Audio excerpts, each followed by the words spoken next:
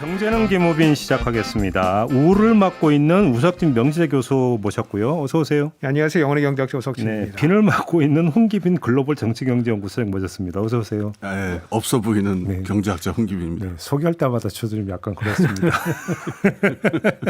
오늘은 할 얘기가 좀 많으니까 바로 들어가겠는데요. 지방선거에서 가장 눈에 두드러지는 사람은 김동연 경기지사 당선인 아니겠습니까? 경제부총리 출신이기 때문에 자 이제 지방행정을 어떻게 이것도 궁금한데 두 분은 어떻게 평가하세요? 경기지사로서의 김동연 지사의 이후 행보 어떻게 평가하십니까? 전망하십니까? 제가 예전에 그 연구원에 있을 때 김동연 국장 시절에 끌려가가지고 김동연 국장한테 한번 돼지게 혼낸 적이 있어요. 조인트 맞았어요 혹시? 거의 조인트 맞았죠. 네.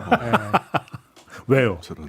아니 그러니까 연구 영역을 발주를 했었는데 게을러 가지고 안 하고 있다가 갖고 와보라 그래가지고 그럼 여기서 복수열전 지금부터 하셔도 돼요. 분풀이를. 네. 그래서 아이가 뭐 그때 아주 진짜 매섭게 혼났는데 그때 뭐 과장 사무관 다 불러가지고 다 있는 데서 그러니까 그게 일종의 그 실무용 훈련인 것 같아요. 이렇게 제가 받은 느낌이 이제 사무관한테 한번 물어봐. 그래서 팔 물리고 과장이 또 물고 또 어깨 물고 아니 국장이 물고 청문회 당했구나. 그렇죠. 그러니까 그런 이제 사적인 경험이 있는데 뭐 기재부 우리가 잘 알고 있지만은 그 주류가 이제 서울대 경제학과가 이제 주류거든요. 그렇다고 봐야겠죠. 근데 이제 김동연 장관 같은 경우에는 그러니까 도지사죠. 도지사 같은 경우에는 어떻게 보면은 비주류 중에 비주류라고 볼 수 있죠. 그렇죠. 예, 그래서 뭐 덕수상고 출신에 그다음에 국제대 야간에 뭐 하여간 예산실에 들어와서 제가 듣기로는 예산실에서 아주 첫 번째 1라인은 아니라고 들었어요. 첫 번째 라인은. 그러면 그 뒤에서부터 다져가면서 이제 올라왔던 얘기거든요. 말 그대로 입시전적이군요, 그러니까. 제 생각에는 되게 고답했을 것 같아요. 왜냐면은 그 아무래도 라인이 있으면은 선배 있고 후배 있고 그러니까 땡겨주고 밀어주고 실수해도 다시 올라올 수 있고 뭐 이런 게 있는데 그런 줄이 없다는 거는 진짜 위태위태하게 외줄타는 그런 심정으로 살았을 것 같아요. 그렇겠죠. 한 번에도 실수하면 안 된다. 그렇기 때문에 꼼꼼하고 다 따져보고 그렇게 올라왔고 특히 이제 또 스토리가 좋잖아요. 스토리가 좋기 때문에 주변에서 이제 실기하는 사람들은 실력은 약간 조금 떨어지는데 스토리가 좋아서 올라갔다 이렇게 또 말씀하시는 분도 계시긴 하더라고요. 네. 근데 저는 실력 면에서는 전혀 의심하지는 않아요. 그래서 이제 아마 이번 그 경기도지사 선거에서도 인물론이 어떤 바람이나 이런 구도를 우세하게 누르는 거다. 저는 이제 이렇게 보고 경기도지사 가셔도 잘하실 거다. 이제 이런 생각이 들긴 하는데. 뭐 이런 게 좀 있어요. 그 중앙정부에서 내가 이제 기재부 공무원들 하고 일하던 거랑 경기도에서 또 지방행정 피는 거랑은 여러 가지 측면에서 다르죠. 다를 수가 있다. 그렇죠. 그리고 마음 먹은 대로 근데 기재부 같은 공무원들은 뭐 시키면은 하여간 뭐 진짜 잘 해오거든요.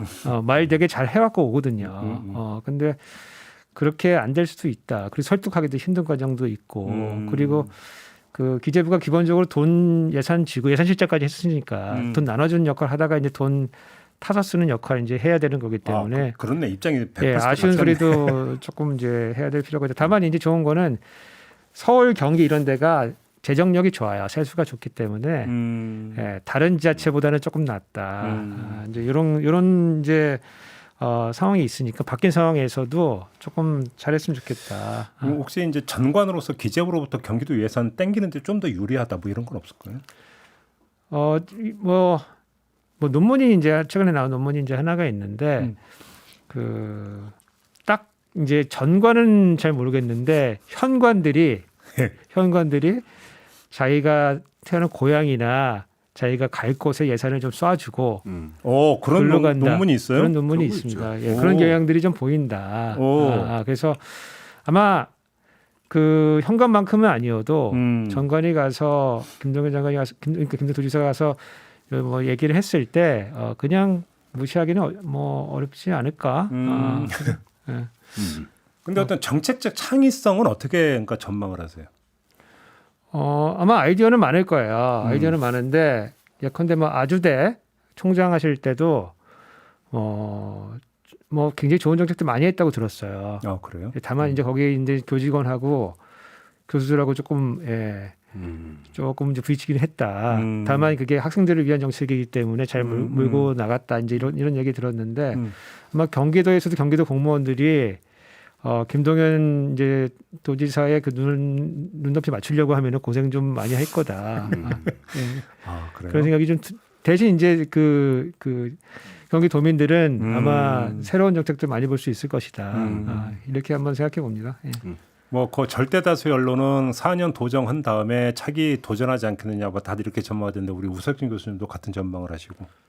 저는 그건 그때 가봐야 알 거라고 생각이 돼요. 예, 정답이긴 하죠. 예, 그것이. 그때 가봐야. 예, 아무튼 근데 정책 야심은 있다고 봐야 되겠죠. 알겠습니다. 이제 어떻게 될지가 좀 궁금해서 한번 좀 여쭤봤고요. 아니, 그것보다도 제가 하나 좀 말씀드리고 싶은 거는 제가 그 한 지난 몇 주 동안에 그 경제부처 이제 소위 말하는 고공단이라고 고위공무원단 사람들을 몇 번 만났는데 다들 진짜 바쁘시더라고요. 만나주긴 했어요. 워낙 찍히셨다며.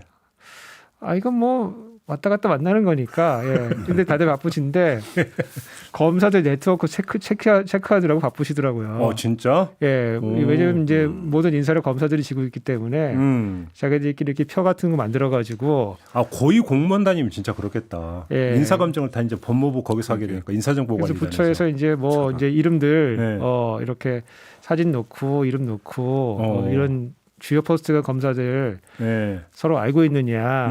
그래서 네트워크 서로 이렇게 체크하고. 아이고, 참. 뭐 그러고 있는 바쁘더라고요. 그래서 오늘부터 이제 그 인사검증단이 이제 법무부에서 이제 설치가 되잖아요. 그래서 조금 약간 우려스러운 점들이 있다. 다들 공무원 사회에서도 그러고 있다.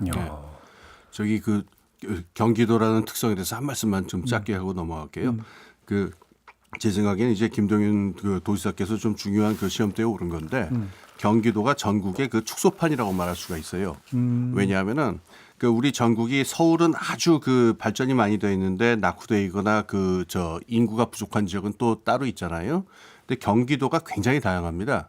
그렇죠. 그래서 뭐 판교같이 들썩들썩하는 데도 있고 그렇죠. 어디 가보면은 그 완전히 그 산골 이런 데도 있고 그래서 굉장히 다양한 동네, 다양한 지역에 있어가지고 새로운 경제 발전 모델을 만들어낼 수 있느냐 없느냐라고 하는 시험대에 오른 거거든요. 그러니까 이게 굉장히 그 어떤 좋은 기회가 될 수도 있고 실패하면은 뭐 이제 굉장히 뭐라 그럴까 이렇게 좀 치명적일 수도 있는데 앞에 잘 말씀하셨지만 이제 김동연 씨가 그 이제 기술관료 출신이잖아요.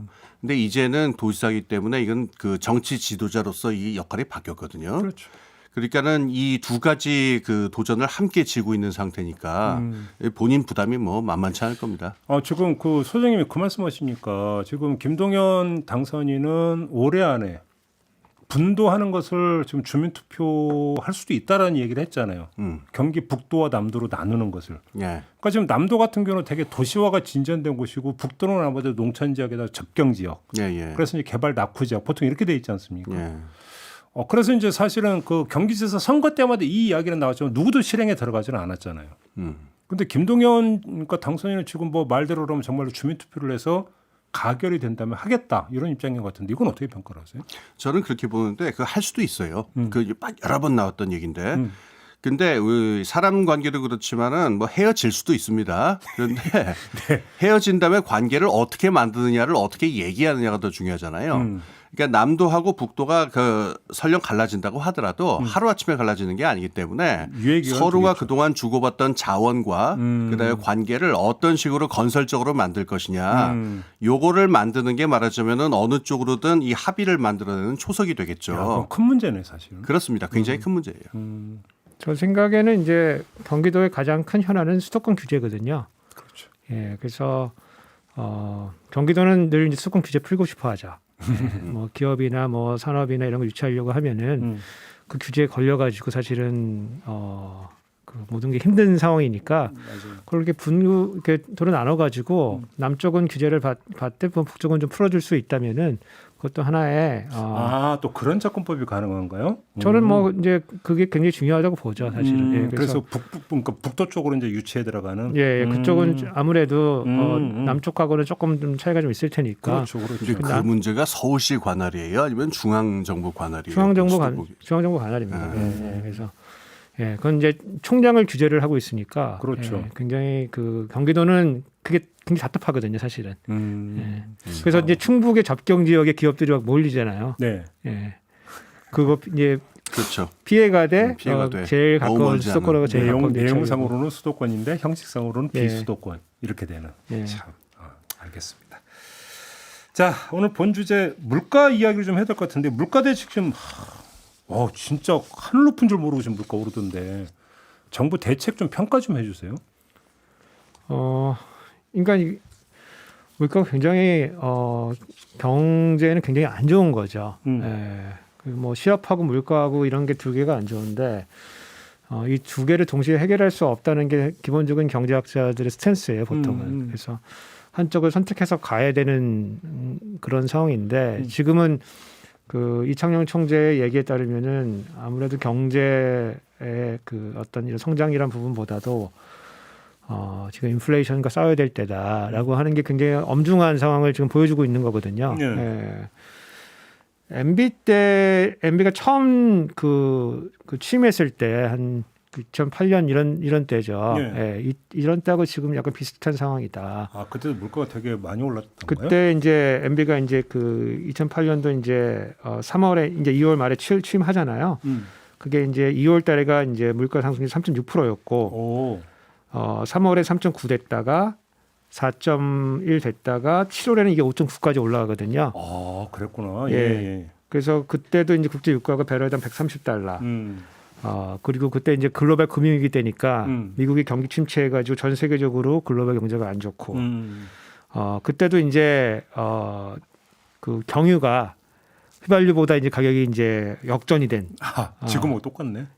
그런 상황이었으니까 이제 그때 상황하고 뭐 완전히 똑같다고 볼 수는 없지만은 원인도 조금 다를 수 있지만 상황 자체는 이제 약간 비슷한 상황이다 이렇게 보여지고 그때 우리가 뭘 했었냐면은 그 MB 물가지수라는 걸 만들었었어요. 기억이 나시죠? 이제 기억난다. 맞아. 예. 그래서 50여 개 품목을 정확히 52개인데 생활 필수품 중심으로 해갖고 맞아요. 그거 가지고 최소한 요 MB 물가지수에 들어간 품목은 우리가 관리할 수 있지 않냐. 그래서 이제 그 기재부에서 상당히 그 관리에 들어갔죠. 들어갔다가 뭐 한 10개월 만에 이제 이거 아니구나. 다시 포기하고 나왔던 그런 적이 있어. 그러니까 그때 MB가 뭐라고 했냐면은 장바구니 물가가 중요하기 때문에 요 MB 물가지수에 편입돼 이런 거를 집중적으로 관리해야 된다. 이제 이런 얘기를 했었고 최근에 윤석열 대통령도 유사한 얘기를 했어요. 물가는 민생 안정에 굉장히 중요한 과제이기 때문에 새 정부는 가용 수단을 총동원해서 국민의 물가 생활 안정에 총력을 다해주길 바란다.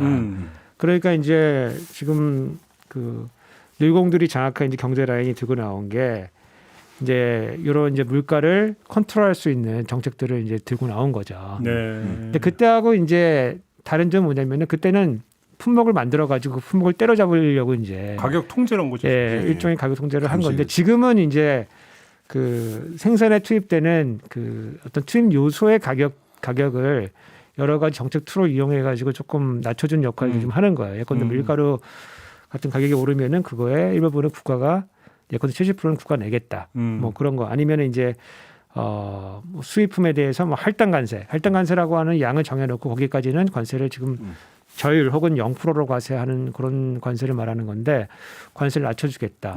아니면은 뭐 어떤 특정 물품에 대해서 부가세를 한시적으로 면세해주겠다. 뭐 이런 것들을 지금 쓰고 있는 거예요. 그래서 소위 이른바 우리가 그 조세 지출이라고 하는 세금을 안 거둠으로써 인해 가지고 지출을 하는. 그래서 그거 한 6천억 정도 그렇게 지금 하고 있는 그런 상황입니다. 그게 이제 기존 MB 때와는 약간 차이점이에요. 그 차이점이에요. 한덕수 총리도 어떤 얘기를 하냐면은 우리가 물가를 바로 통제하기는 좀 어렵고 지금 상황에서는 이제 어떤 유통 구조를 조금 바꾸거나 아니면은 조금 경쟁을 촉진하는 차원에서 그런 식으로 이제 그 가격을 좀 낮춰가는 역할을 좀 해야 되는데 이렇게 약간 시장 친화적인 이제 이런 접근법을 조금 뭐 취하고 있는데 뭐 우리가 이제 늘공들이 일하는 방식은 크게 변하지는 않거든요. 말은 그렇게 해도 그럼 정책 툴이 뭐가 있냐 그러면 옛날 거 그대로 갖고 와가지고 이제 하게 돼 있는데 그게 이제 아까 말씀드린 이제 그 예컨대 뭐 유류세를 인하한다 이런 거는 옛날에 다 했던 거죠. 그것도 들어 갖고 오는 거고 그렇죠. 좀 있으면 이제 유가 환급금 혹은 유가 보조금 이런 것도 우리가 이제 했던 거고 또 유통구조 개혁한다는 것도 사실은 그 MB나 우리가 옛날 정책들 찾아보면은 다 했던 얘기들이거든요. 그러니까 정리를 하면 MB 때는 소비자 물가 통제였다면 지금 윤석열 정부에서는 생산 요소 그러니까 원재료 가격 관리 요 차이만 있을 뿐이다 이런 거잖아요. 지금 말씀대로라면. 이제 그 효과상 측면에서 사실은 가격 통제는 즉각적으로 보이고 요 지금 그 요소 가격을 이제 조금 싸게 해줘 가지고 하는 이런 정책들은 시장 친화적이기는 한데 즉각적으로 이제 성과가 나지는 않거든요. 그러니까. 조금 있으면은 아마 품목별로 가격 통제한다고 나설 것 같은 그런 생각이 좀 듭니다. 예. 이건 때깔이 안 난다 이거죠. 성과가 나지가 않죠. 성과가. 예. 그렇게 전망을 하시는 거구나. 네, 저는 그 두 가지 점에서 좀 불만인데 하나는 그 이 관세 인하라고 하는 방식이라든가 이 조세 가지고 이게 너무 단기적인 차원으로 지금 인플레이션 문제를 보고 있지 않은가. 그다음에 이거를 갖다가 자꾸 민생하고만 연결을 시키는데요. 이건 너무 정치적인 고려가 아닐까. 지금 인플레이션 문제는 그렇지 않거든요. 우선 첫 번째로 대다수 사람들이 지금 전망하는 거는 이게 중기적 장기적인 언제까지 이어질지 모르는 긴 문제다라는 것하고 그다음에 인플레이션이 끼칠 영향은 단순히 지금 어떤 민생 부분, 그 뭐 생필품 물가라든가 여기에만 있는 게 아니라 굉장히 광범위할 것이다라고 하는 얘기인데요. 그럼 여기에서 쓰여질 어떤 정책 수단이라고 하는 게 그런 뭐 이렇게 MB 때처럼 뭐 물가를 진짜 감시하면서 때려잡는다든가 아니면 뭐 관세를 좀 인하한다든가 이런 차원으로 될 문제는 아니고 좀 더 근본적이고 큰 차원이 필요한데 예를 들어서 한 두 가지 정도를 생각해 볼 수가 있어요. 하나는 뭐냐면 이거는 외교적인 문제하고 결합을 시키는 건데 네. 중요한 핵심 품목들에서 지금 이 물가가 오르는 거는 지금 병목이 걸려 있어서 그래요. 세계 경제에서. 그렇죠. 예. 지금 뭐 식용유도 그렇고 그렇죠. 여러 가지. 밀가루도 그렇고. 예. 그러면은 이 세계 시장이라고 하는 게 꼭 무슨 수요와 공급에 의해서만 움직이는 그런 메커니즘이 아니고 그 나라들하고 직접적으로 뭐 딜을 치든가 아니면 길을 뚫든가 해가지고 핵심적인 품목에 있어가지고 중장기적인 안정적인 공급을 갖다가 확보하는 방법이 있어요. 이거를 갖다가 잘하는 나라가 보통 일본이 잘해요, 이거를. 그래서 외교하고 이 경제 부분하고 긴밀히 협력을 해서 정보도 모으고 협상도 많이 해서 하는 방법이 하나 있고 이게 중장기적인 대책입니다. 두 번째가 좀 민감한 이슈인데 환율 문제가 있어요. MB 때 그 물가 잡는다 그러면서 얘기하던 거에 모순을 지적하는 얘기가 뭐가 있었냐면은 이 환율을 갖다가 난 이 환율을 맨날 높인다 낮춘다 이게 헷갈리는데 원화 가치를 낮춰가지고 수출을 잘하게 해서 대기업을 갖다가 그 밀어주는 편향이 있었다는 지적이 분명히 있어요. 그때 강만수 부총리 시절인가요? 고환율 예. 논란 엄청 있었죠. 그렇죠. 예. 근데 그러면은 그게 물가에는 직격탄이 되거든요. 이 수입 물가에는. 그러면 이번 정권은 이 문제를 어떻게 풀 것이냐. 지금 물가 문제를 갖다가 좁게 말게 민생 문제 그러니까는 사람들이 괴로워서 이게 정치적인 압력이 될 수 있다라고 하는 걱정에서만 나온 거라고 한다면은 환율 정책은 마치 아무 일도 없었다는 듯이 MB 때를 똑같이 답습할 가능성도 있고 어허. 그런데 그게 아니고 정말 어떤 그 인플레 문제를 중시하게 본다면은 이걸 갖다가 수출도 중요하지만은 환율이라고 하는 게 지금 인플레 상황에서 수입 물가 부분을 어떻게 할 것이냐를 종합적으로 고려해서 환율 정책을 할 것이냐. 이건 굉장히 거시적인 문제잖아요. 예. 그러니까 지금 어떤 외교하고 연계해서 문제를 푼다든가 아니면 거시 정책 기조의 전체를 어떻게 할 것이냐라는 좀 더 큰 규모의 그 고민이 필요한데 지금 뭐 이렇게 관세를 뭐 낮추고 어쩌고 하는 게 기껏 가져오는 효과가 아마 뭐 0.1%인가 아마 그럴 거예요. 소비자 물가 지수에. 그러니까 그 흔히 하는 개가 안 난다 뭐 이런 표현을. 그러니까 간의 기별이 안 간다라는 그런 표현인데 그렇죠. 지금 이런 정도로 대응하는 건 너무 아니라고 다른 노력을 거시경제라든가 외교 문제가 하고 좀 더 결합해서 좀 크게 해주셨으면 좋겠습니다. 근데 하나 더 여쭤보고 싶은 게 우리 우석준 교수님은 어차피 안 되기 때문에 가격 통제로 갈 거라고 전망을 하셨는데 그러면 기업의 부담이 늘어나니까 또 기업 부담을 줄여주기 위해서 임금 통제로 가는 거 아니냐 이 전망이 나올 수 있잖아요. 관련해서 추경호 부총리는 임금 인상 자제를 또 그러니까 주문을 하기도 했거든요. 이게 가셔야 거라고 보십니까? 우리 예전에도 이런 얘기를 많이 했는데 지금 대통령이 너무 기업만 많이 만나고 다닌다. 이제 그런 거의 결과라고 보여져요. 기업이 지금 경제가 위축돼 가지고 지금 힘들어 죽겠는데 여기에 임금 인상까지 요구하면은 문제가 있는 거 아니냐. 조금 좀 자제해 달라를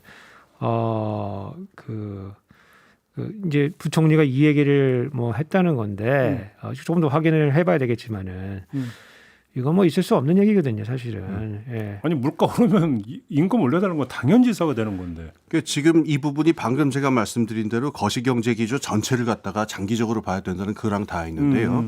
만약에 지금 인플레이션 조짐이 단기적이고 이게 언제 끝날 것이다라고 하는 전망이 보인다면은 일시적이라면 우리 6개월만 참자라든가 네. 한시적으로 임금 인상 부분을 동결하자 뭐 이런 얘기를 할 수도 있어요.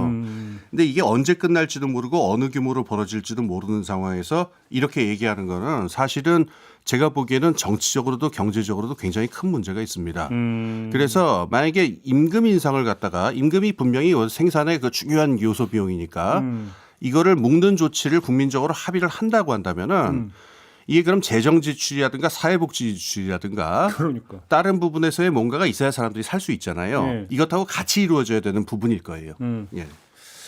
그러니까 이게 최근에 이제 근로소득세의 그 변화를 보면은 근로소득세가 지금 기존에 들어와야 되는 것보다 5, 6조 더 들어왔어요. 그래서 한 측면에서는 고용이 늘어서 늘어난 것도 있고 다른 측면에서 보면은 대기업의 임금 인상이 높고 상여금이 높아가지고 많이 늘어가지고 그래서 많이 들어온 측면이 있거든요. 제가 드리는 말씀은 뭐냐면은 그 임금이 오를 수 있는 부분과 임금이 오르지 못하는 부분이 지금 나눠져 있는데 이게 사실 임금 인상을 자제해 달라고 하면은 그러면 임금이 많이 오른 부분에서 임금 인상을 자제를 해주는 게 맞는데 실제 현장에서는 그렇죠. 임금 인상이 필요한 이제 서민들이 이제 임금 인상이 안 되고 그래서 실질 임금이 줄어들고 대기업에서는 임금 인상을 계속 이어갈 수 있는 이런 이상한 상황으로 발생할 수가 있거든요. 그래서 뭐 이런 거는 관해서 얘기할 때는 굉장히 조심해서 얘기를 해야 된다. 그렇죠. 뭐 연결해서 하나 말씀드릴게요.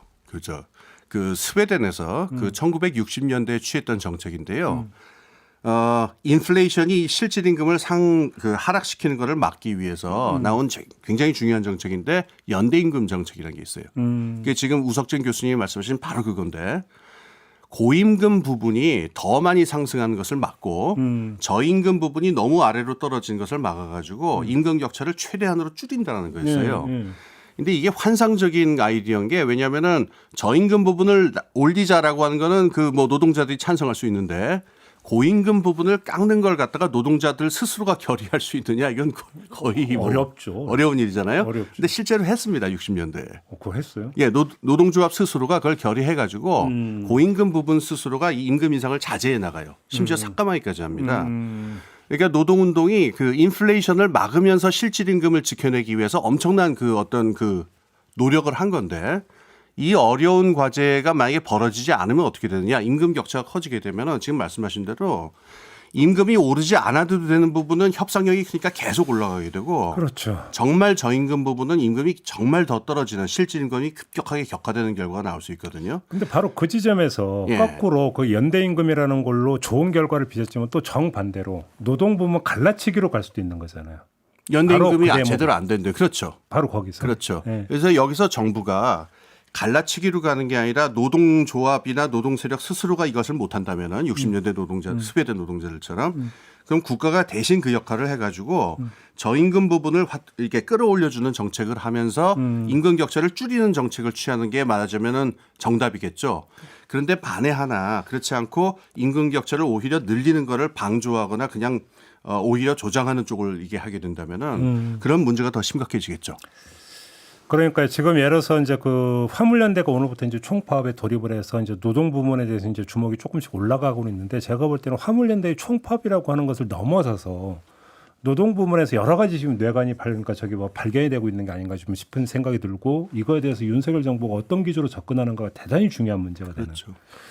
그러니까 그 한덕수 총리 같은 경우에도 뭐 법과 원칙에 따라서 그게 뭐 틀린 말은 아닌데 또 법과 원칙. 그 법과 원칙에 따라서 해야죠. 해야 되는 건 맞는 얘기인데 그런 이제 워딩 자체가 굉장히 노동자들을 굉장히 그렇죠. 흥분하게 만들 수 있는 이제 그런 요인들이 좀 있거든요. 그래서 조금 대화 이런 것들을 좀 먼저 하면서 이 문제를 풀어나가는 방식으로 해야지 법치를 너무 앞세우면서 이렇게 몰아붙이는 방식으로 하는 것은 문제를 푸는 것도 아니고 그렇다고 해결되는 것도 아니고 조금 정부가 그러니까 균형 잡힌 조정 역할은 하지를 않으면서 법과 원칙을 강조한다면 결국은 약한 자를 때려잡는 결과적으로 그런 결과만 비칠 수밖에 없는 거잖아요. 그렇죠. 그 서민만 항상 고통 분담을 하게 되겠죠. 그러니까요. 지금 그냥 아무 말님이 바로 그 댓글을 좀 달아주셨는데요. 세이라님은 헬게이트 열겠구나. 뭐 또 이런 댓글도 달아주셨는데 사회 갈등 지수가 앞으로 어떻게 될 것인가 좀 주목해야 되는 부분들이 좀 바로 여기서 있는 것 같습니다. 물가 이야기를 하다 보니까 좀 여기까지 좀 도달을 했는데요. 아무튼 두 분의 진단에 따르면 윤석열 정부에서 내놓은 물가 대책을 보면 뭔가 뾰족수는 지금 보이지 않고 오히려 이전 거를 좀 답습하는 측면도 좀 있는 것 같다. 많이 한 것 같습니다. 좀. 그러니까요. 예. 이런 지적이신 것 같고 다음 주제로 좀 넘어갔으면 좋겠는데요. 우리 홍기빈 소장님께서 연기금 문제를 좀 제기를 하고 싶다고 말씀 주시는 어떤 내용입니까 이게? 예. 그 연기금이 그 국내 3대 연기금이 있잖아요. 그러니까 국민연금이 있고 공무원연금이 있고 사학연금이 있는데요. 그 포트폴리오라고 하는 게 있죠. 그러니까는 전체 자산이 있으면 그 자산을 뭐 채권에도 넣고 그다음에 주식에도 넣고 네. 등등등 넣는데 네, 네. 이 포트폴리오에서 국내 주식에다가 그 투자하는 비중을 갖다가 일제히 줄이겠다라고 하는 발표예요. 지금 뭐 증시가 안 좋아서 국내 증시가 안 좋아서 그렇습니다. 그래서 지금 제일 큰 덩어리죠. 그러니까 그 저희 국민연금 여기서는 지금 16.4% 정도가 지금 들어가 있는데 요걸 2027년까지 그 14%, 15%로 줄이겠다. 그러니까는 이게 한 번에 팔면 안 돼요. 이건 그 보유량이 어마어마하니까 이걸 갖다 그냥 증시에 엄청난 영향이 놨다가 난리가 나버리니까. 그러니까 2027년까지 조금씩 팔아가지고 이거를 갖다가 2.4% 포인트 정도를 갖다가 낮추겠다 이렇게 발표를 했는데요. 그 다음에 이제 공무원 연금도 마찬가지입니다. 지금 19.1% 정도인데요. 이걸 2025년까지 14% 정도까지 낮추겠다. 그리고 사학연금도 이것도 폭을 갖다가 그 2025년까지 18% 정도에서 10% 정도까지로 확 낮추겠다. 그러니까는 지금 국내 주식 보유 이게 크게 줄어들 거는 틀림이 없어요. 그러면 증시가 별로 상승 여력이 또 상대적 그만큼 떨어진다는 얘기로 연결이 되는 거 아니에요? 그러니까 악순환이 될 수 있죠. 그건 제가 좀 이따 말씀드릴게요.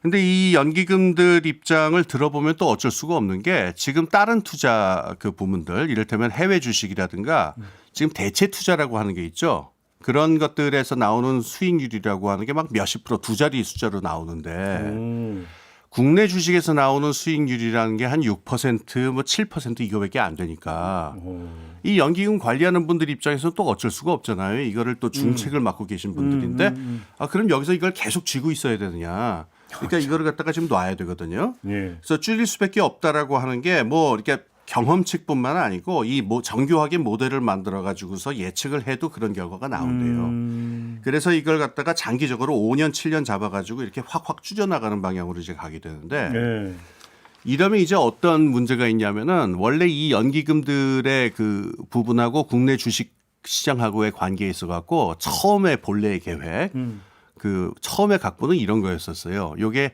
노무현 정부 때 만들어진 그 각본이었는데 이게 금융 허브하고 관련이 있습니다. 노무현 정부 말기에 이제 그 서울을 금융 허브로 만들자 이런 계획이 있었는데 요때 이제 제일 중요한 장치가 된 거는 국내 자산 시장을 갖다가 이제 투명성을 제고해 가지고 외국인 투자자들이 들어오기 좋도록 만든다라는 게 있었고 그다음에 이제 국민연금이라든가 각종 연기금이 계속적으로 국내 자산 시장 특히 주식 시장에다가 꾸준하게 돈을 붓고 꾸준하게 이게 보유를 하고 있으면은 자산 가격이 조금씩 계속 오를 거 지속적으로 오를 거 아니에요. 네네. 그러면 외국인 투자자들 입장에서 보면 여기 투명하고 안정되고 또 계속 지속적으로 오르니까 매력적이라서 외국에서 돈이 들어올 것이고 그럼 이제 서울도 홍콩처럼 하나의 그 금융 허브가 될 수 있지 않느냐. 요게 대략 한 2005년, 6년 이럴 때 논의되던 얘기였었고요. 그래서 우리나라 주식시장에서 국내 연기금들, 각종 연기금이 차지하는 어떤 위치라든가 의미 같은 거는 굉장히 중요한 저거였었어요. 그러니까 변하지 않는 어떤 밑불이라고 할까? 이런 것들이 있어서 이제 그 우리나라 자산시장에 어떤 중요한 역할을 했었는데 지금 장사 없죠 뭐. 수익률이 잘 안 나온다 그러면 연기금 이 매니저들은 어떻게 되겠어요? 빼야죠 뭐. 그러니까 거기다가 뭐 연금 뭐 지금 고갈되네 뭐하네 뭐 지금 이러고 예. 다니니까. 그럼 이제 각자의 논리가 있고 각자의 사정이 있는 거죠. 주식시장은 뭐 주식시장의 상황이 있는 건데 연기금은 연기금인데 네. 국민들 입장이나 국가 입장에서 봤을 적에는 그럼 이게 어느 쪽이 오르냐라고 하면은 이건 가랭이가 찢어지죠. 야, 이건 단순하게 판단할 성질의 문제는 아닌데. 네, 전혀 아닙니다. 그러니까. 국민들 입장에서 보면은 지금도 그러지 않아도 국민연금에 대한 어떤 불신이라든가 이게 불안감 같은 걸 가지고 계신 분들이 없지 않잖아요. 그러니까 국민연금이나 각종 연기금이 좀 안정적으로 유지되길 바라고 더 심각한 문제는 우리나라가 지금 고령화되고 있기 때문에 앞으로 나가야 될 어떤 그 연금의 지출은 엄청나게 늘어나거든요.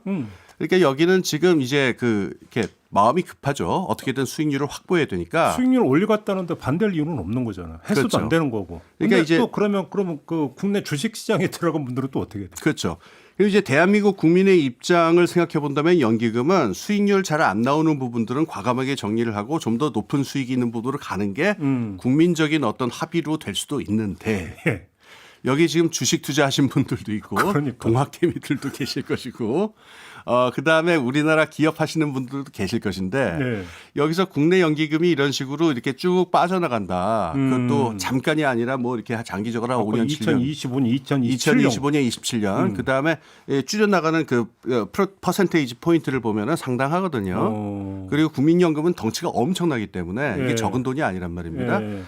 그럼 이랬을 적에 그 국내 주의 기업들은 주식시장에 의해서 이런 변화가 벌어질 적에 경영의 방침이라든가 그 혁신이라든가 그 경쟁력 강화를 위해서 어떤 걸 해야 되느냐. 그럼 여기서 이제 주식을 투자하고 이런 쪽의 국민적인 이익으로 봤을 적에는 아니 한국 국민들이 모은 돈인데 그걸 갖다가 외국 주식에다가 넣는단 말이냐. 그 불만이 나올 수도 있습니다. 그래서 애매한 위치에 있어요. 그리고 여기에 쉽게 개입하기도 쉽지 않은 게 각자가 고유한 영역과 논리를 가지고 있기 때문에 뭐 무리한 개입도 안 됩니다. 그래서 지금 이게 우리 어떤 장기적인 국민적인 이익이라는 게 뭐냐. 사람들이 나이를 먹어가고 연금을 받아야 되는 것. 근데 국내 주식시장이 왜 지금 이렇게 박스권에 갇혀가지고 고전을 면치 못하느냐. 야, 지금 중요한 지금 화두를 던져주신 건데요. 그럼 국민 이입에 어떤 게 더 부합되는 거냐. 예. 이런 지금 화두가 나온 거잖아요. 무석균 교수님 좀 답을 주신다면. 저는 뭐 하여간 그런 국민연금이나 연기금의 결정이 뭐 장단점이 있다고 보는데 아까 뭐 단점은 이제 그 홍 박사님이 말씀 많이 해주셨고 예컨대 뭐 그 국내 주식의 비중을 이제 포트폴리오 비중을 줄인다고 하면은 국내 증시에 이제 부정적 영향을 줄 거는 뭐 우리가 뭐 그냥 쉽게 예상을 해볼 수가 있고 예. 뭐 그래서 뭐 국내 투자자들이 굉장히 실망할 거다. 그래서 그럼 과연 그러한 정책들이 그럼 실제 계획대로 시행될 것이냐? 실제 우리 선거가 있기 때문에 또 정치 논리가 스며들 수 있다. 뭐 당연히 이제 증시가 이제 부양이 되어야 또 선거도 치르는 거기 때문에 그렇죠. 그러면 그렇죠. 증시를 부양할 수 있는 방법은 또 그 연기금 그 돈을 거기다가 또 쓸어 넣는 거거든요. 그렇죠. 그래서 뭐 역할들을 강조하면서 그런 거는 바뀔 수가 있다고 생각이 드는 측면이 하나가 있고. 야, 전혀 다른 문제가 지금 제기가 됐어요. 하나. 다른 측면은 뭐냐면은 이제 과연 국내 증시에서 연기금이 돈을 번다는 것의 의미는 무엇이냐. 예. 그 주머니나 이 주머니나 똑같다. 왜냐하면 국내 그러니까 이제 뭐 중장기적으로는 이제 그 증시가 이제 발달이 되면은 저희는 뭐 이제 심도라고 하는데 이제 지금 그뭐 금융시장의 심도가 깊어지면서 뭐 이제 기업이 이제 서로 가치 발견을 통해 가지고 조금 더 높은 가치로 이동해가는 이제 이런 측면도 있지만은 단기적으로 봤을 때는 다른 투자자의 돈을 또 국내 연기금들이 또 먹어가는 측면들이 좀 있거든요. 그래서 돈이 필요하면은 국민연금을 올려야지 여기서 왜 다른 투자자의 돈을 따먹고 가느냐. 그럴 거면은 오히려 그냥 해외에 나가서 그냥 실력을 높여가지고 해외 뭐 대체 투자나 뭐 아니면은 뭐 해외 다시 다른 증시나 다른 시장에 투자해서 돈을 버는 것이 그게 오히려 나은 거다. 이렇게 볼 수 있는 측면도 있을 것이다. 저는 뭐 그렇게 봐집니다. 두 가지 문제를 좀 예, 짚어주셨네. 이게 꼬리에 꼬리를 무는 그 재밌는 쟁점이에요. 그러니까. 지금 뭐 두 가지 중요한 말씀하셨는데 여기 이 이야기들이 또 꼬리를 물고 얘기가 나옵니다. 우선 첫 번째 그러니까는 이렇게까지 국민연금이 만약에 이렇게 움직여가지고 어떤 정치적인 경제적인 파장이 있을 적에 선거가 있고 등등할 적에 이걸 영향을 미치지 않겠느냐라고 하는 건데 국민연금에서 제일 예민한 쟁점 하나가 이 가버넌스 문제예요. 그러니까 국민연금을 운용을 할 적에 철저하게 고전적인 어떤 펀드 매니저들의 수익률이라고 하는 논리로 움직이는 것이 합리적이고 타당하고 정당한 것이냐. 아니면은 이런저런 그러니까 경제 외적인 금융 외적인 논리들도 개입하는 것이 마땅한 것이냐. 이걸 가지고 엄청 싸우는데 중간에 중요한 것들도 있어요. 이를테면은 국민연금이 가령 ESG 투자 요새 얘기 많이 하는데 그러니까 악덕 재벌 기업이 소수 있으니까 이런 데 투자하는 게 맞느냐 아니면 그게 아니고 맞아, 사회적인 목표로 맞아. 움직이는 게 맞지 않느냐. 라고 하는 얘기들도 있고 그렇죠, 또 그렇죠. 국민연금이 일대 주주로서 어떤 사회적인 입장을 대변하는 목소리를 주주총회에서 내야 되는 게 아니냐라는 게 있는데 대부분 이거에 대한 반론이 또 만만치 않아요. 수익 논리가 이제 예, 제가 우리 있는 국민연금은 그런 거 하는데 아니다. 우리는 그냥 잠자코서 수익만 먹으면 되는 거지. 근데 그 논리로 보자면은 지금 어떤 부분에서 그럼 주식 투자자들이 피해를 본다든가 이러니까 뭔가 해야 되는 게 아니냐라고 하면은 그때는 또 이 논리대로 움직여야 되느냐. 이 연기금, 국민연기금의 어떤 가버넌스의 독립성을 어떻게 할 것이냐라는 문제가 아주 예민한 문제가 나오고요. 예. 그다음에 두 번째 문제가 또 있습니다. 지금 말씀하신 대로 그러면은 국민연금이 이렇게 주식 시장이 좋을 때 돈을 번 거를 가지고 어떻게 해야 되냐라는 건데 안정자 역할을 장기적으로 해야 된다라는 의무를 생각할 수 있어요. 뭐냐면은 주식시장이 상태가 좋을 적에 이렇게 자산 가치가 좀 늘어나고 그럼 이걸 갖다가 좀 팔아서 돈을 쟁여놓을 수도 있는데 주식시장이 안 좋다라고 그랬을 적에 안 좋아지기 시작한다 이렇게 팔자 이렇게 나설 것이 아니라 이게 좋을 때 벌었던 돈을 쟁여가지고 나쁠 때 이걸 갖다가 지켜주는 역할을 해가지고 이 주식시장의 이 사이클 변화를 갖다가 좀 안정시키는 역할을 장기적으로 해야 되는 게 국민연기금의 입장이 어떤 임무가 아니냐라는 얘기가 나올 수가 있어요. 이게 이렇게 치사하게 그야말로 주식시장 좋을 때 돈만 먹고서 그냥 날라버리는 게 이거는 맞는 거냐. 예. 오늘 지금 이거는 논술 주제로 참 딱인데요. 얘기 듣다 보니까. 그렇죠. 예민하기 짝이 없는 문제죠. 그럼 이건 뭐 예. 정답이 있을 수가 없을 것 같은데. 그죠. 보기에 따라서 다 그러니까 주장이 다를 수 있는 그런 주제인 것 같은데. 이게 모든 게 자꾸 정치로 가는데 여기에 대해서는 어떤 교과서적인 해법이 있다기보다도 이 상황에서 우리가 지금 취해야 될 선택이 뭐냐에 대해서 수기를 하고 합의를 해가지고 결단력 있게 결정을 하는 국민적 과정이 필요하죠. 알겠습니다. 하나만 제가 근데 여쭤보는데 이제 그거 하는 게 기금운용본부죠. 근데 기금운용본부에 외력이 미칠 수 있는 여지는 충분히 있습니까? 어떻습니까? 그러니까 이제 국민연금 자체 내에서도 기금을 운용하는 파트하고 그다음에 뭐 징수하고 관리하는 이런 파트는 조금 분리를 해놨죠. 그렇죠. 해놓고 기금운용본부를 장악하기 위한 여러 가지 쟁투가 벌어지고 있죠. 그러니까 우리나라 국민연금이 뭐 세계적으로도 굉장히 큰 연기금 중에 하나거든요. 해외가 어마어마한 VIP 대접 받는다고 하던데요. 뭐 이건 그냥 우스갯소리인데 소위 말하는 이제 위탁 운영사들을 선정하기 위해서 뉴욕에 나가지 않습니까? JFK에 내리면은 그 하여간 유수의 이제 투자 은행들이 와가지고 빨간 양손자를 JFK부터 깐다. 맞아요. 예, 깔아서 그렇다고 들어. 그러니까 뭐 그렇게 영향받지는 않겠지만은, 그러니까 그 정도로 큰 손이고, 그렇기 때문에 우리 그 국민들의 노후가 지금 달려 있는 거기 때문에 여러 가지 측면에서 상당히 조심스럽게 독립적으로 그러니까요. 운영이 돼야 되는 거는 맞지만, 이게 이제 사실 정치적인 압력으로부터 그렇게 자유롭지는 못하다. 왜냐하면 뭐 증시가 만약에 떨어질 때 그러면 누가 이걸 받쳐줘야 될 거냐 그러면은 결국에는 국민연금밖에 없는 거거든요. 그래서 그 압박으로부터 자유로울 수 있는 그 기금운용본부장은 없다. 오히려 그게 우리의, 아까 홍 박사님도 말씀해 주셨지만 그게 우리의 사명이다 이렇게 생각하면서 떨어질 때 그거를 다 받아주고 또 이제 올라갈 때 그걸 팔아주는 이제 그런 식으로 해서 국민연금 자체도 수익을 좀 보고 그다음에 우리나라 증시도 좀 안정화 취해지고, 그리고 아마 시장에서는 지금 조금 더 적극적인 그 역할을 해라. 역할을 지금 뭐 여러 통로로 집어넣고 있을 거예요. 만약에 우리 그 국민연금이나 연금에서 우리 포트폴리오 조정하겠다 그러면은 그거와 같은 정도의 세기가 오히려 더 센 힘이 예. 정리하면 홍기빈 소장님이 이제 그 말문을 열어주시면 했던 그 이제 그 미래 계획이 제대로 일단 지속될 수 있느냐가 일단은 지금 관전 포인트고 그 과정에서 외력 특히 정치적 압력이 본부로 들어가느냐 마느냐를 감시해야 되는 포인트다 이렇게 정리하면 되는 거겠네요. 그러면. 예.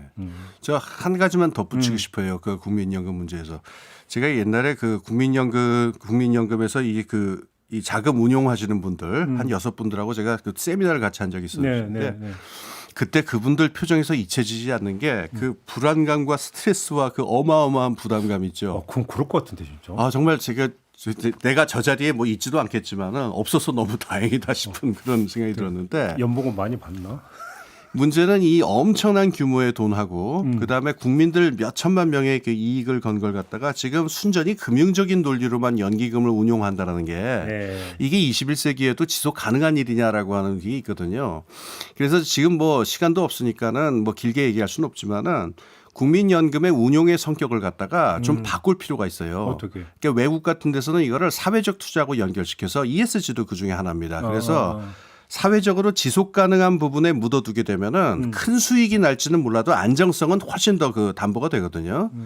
그리고 이 연기금의 문제의 본질은 사실 세대 간의 연대의 문제예요. 그렇죠, 그렇죠. 어떻게 연기금을 설계를 한다 하더라도 결국은 우리가 늙었을 적에 그 당시의 젊은이들이 우리를 부양하는 그 문제의 본질은 바뀌지 않는데 그렇지.